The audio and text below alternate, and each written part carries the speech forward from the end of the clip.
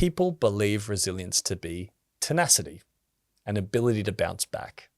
Generally speaking, out of everyone who I've spoken to, that will be the first thing that people will say. Resilience is about, you can just get up and keep going, that ability to bounce back. The interesting part is that's only one of the 6 domains. So there are 5 other domains that build out resilience, but people have a belief that it is only that one part there. So I think they've got a general idea, and I think generally it's quite masculine. People like the word resilience. It doesn't feel too fluffy. It's a word that they can go, yep, you just got to dust it off and crack on and keep going. So it feels very gritty and like, this is just what you do. But actually it's far more broad and all encompassing and actually has a huge amount of depth to it. So we've got vision, composure, reasoning, health. Health is a very big one, tenacity, and collaboration. And so vision is about that outward look. It's that resilient vision for your world. It's the ability to know that I'm moving forward towards something. So if resilience is defined as advancing despite adversity, it's the advancing, right? And it's probably one of the most important ones. You talk to a lot of people, they're kind of like, okay, going through life, doing the thing. But I push them and go, so tell me what you're working towards. What's the vision? That's where we become unstuck. Right? And if I think of it like a human body, if I was to walk around the whole time with my eyes closed, it's going to have a severe impact on my life, right?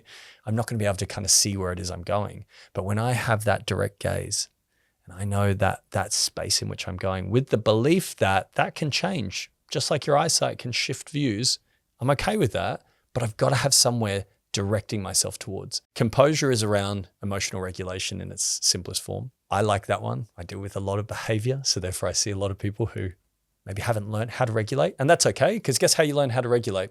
Through co-regulation. And so if we are raised in an environment where our own parents or our own caregivers or the people around us didn't also have the tools to regulate themselves and therefore not know how to co-regulate you, it's kind of an outcome. It's one of those things that you've maybe got to develop as an adult. Reasoning is very cognitive based. It's very much around planning. I call it fact or fiction. So it's knowing what you're actually dealing with. A lot of people love living in the world of fiction. The next one is health. Health is the baseline for all of these. And health, interestingly, up until 2015, when Yuri Russo, who was a gentleman who went through and built out this PR6 model, was looking at resilience, health was always not a part of it. Weirdly enough, health as a component of it. So he brought that in, and health looks at how you are resting, fueling, moving the body, and the impact that has on the brain, because this is all backed by neuroscience. And as a result, how we then continue to learn these skills of resilience. Tenacity is realistic optimism. It is bouncing back. It is knowing that we are advancing despite adversity. And then collaboration as the last form is around how we come together, how we work together with other people, and realizing that in this very individualistic world that we live in, whilst we might think that we can do it all alone, that we are hardwired for connection as humans. Think about it. When we're born, if you as a baby are not held, you will die. Why do we forget this?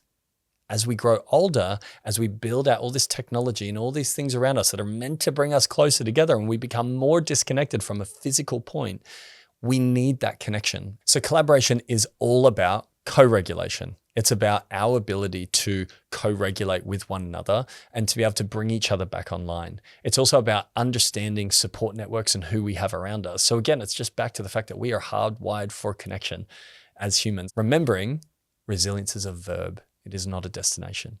This is a skill. So we build skill. What fires together, wires together.